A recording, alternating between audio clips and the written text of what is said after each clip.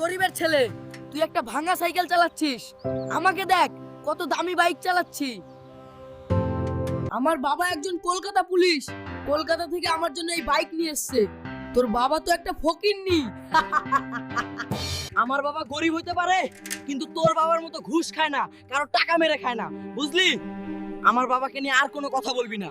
এই গরিবের ছেলে, তুই আমার বাইক দেখে হিংসা করছিস। আমি হিংসা করিনি, আমি উচিত কথা বলেছি, তাই তোর গায়ে লাগছে। ইয়াই ফকিরনি, তোর এত বড় সাহস, তুই আমার বাবার নামে উল্টোপাল্টা কথা বলিস? মা, রোহিত আমাকে খুব মেরেছে, আমার গেঞ্জি ছিঁড়ে দিয়েছে, আমার হাঁটু কেটে গেছে। মা, কোথায় দেখি?